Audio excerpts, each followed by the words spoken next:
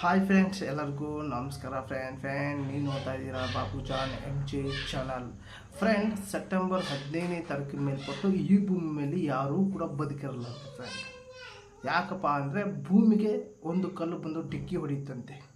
ಈ ಒಂದು ಡಿಕ್ಕಿ ಹೊಡೆದ ಪರಿಣಾಮ ಈ ಭೂಮಿ ಮೇಲೆ ಆ ಒಂದು ಡಿಕ್ಕಿ ಹೊಡೆದ ಪರಿಣಾಮ ಯಾರೂ ಕೂಡ ಬದುಕಿರಲ್ಲ ಅಂತೆ.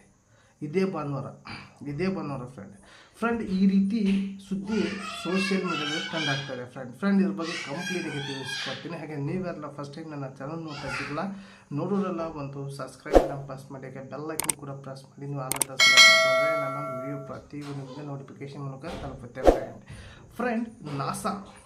ಅಮೇರಿಕದ ನಾಸಾ ಅಂದರೆ ನಮ್ಮ ಇಂಡಿಯಾದಲ್ಲಿ ವಿಜ್ಞಾನಿಗಳ ಇಸ್ರೋ ಹೇಗಿದೆ, ಅಲ್ಲಿ ವಿಜ್ಞಾನಿಗಳ ನಾಸಾ ಇದೆ.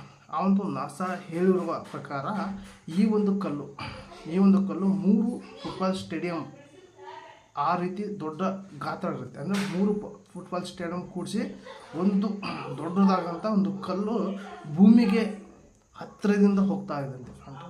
ಇದು ಗಂಟೆಗೆ 40,000 ಚಿಲ್ಲರೆ ಸ್ಪೀಡಾಗಿ ಭೂಮಿಯಿಂದ ಸೀದಾ ಹೋಗ್ತಾ ಇದ್ದಂತೆ ಫ್ರೆಂಡ್. ಇದು ಭೂಮಿಯಿಂದ ಎಷ್ಟು ದೂರ ಹಾದು ಹೋಗುತ್ತೆ ಅಂದರೆ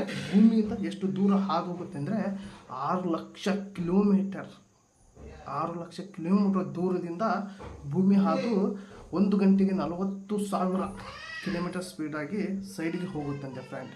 ಅಕಸ್ಮಾತ್ ಈ ಒಂದು ಕಲ್ಲು ಹೋಗೋ ದಿಕ್ಕೇನಾದರೂ ಚೇಂಜ್ ಮಾಡಿದರೆ ಭೂಮಿಗೆ ಬರುವಂಥ ಸಾಧ್ಯತೆ ಭಾಳ ಇದೆ.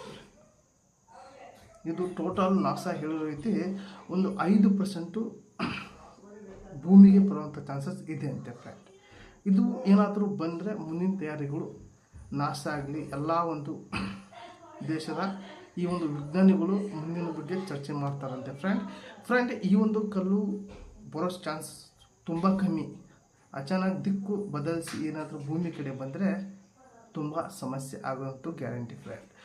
ಇದ್ರ ಬಗ್ಗೆ ಕಂಪ್ಲೀಟಾಗಿ ತಿಳಿಸಿದ್ದೀನಿ. ಹಾಗೆ ನಿಮಗೇನು ಅನ್ಸಂತ ಕಮೆಂಟ್ ಮೂಲಕ ತಿಳಿಸಿ. ಹಾಗೆ ಈ ಒಂದು ವಿಡಿಯೋ ನಿಮ್ಗೆ ಇಷ್ಟ ಆದರೆ ಒಂದು ಲೈಕ್ ಕೊಡಿ.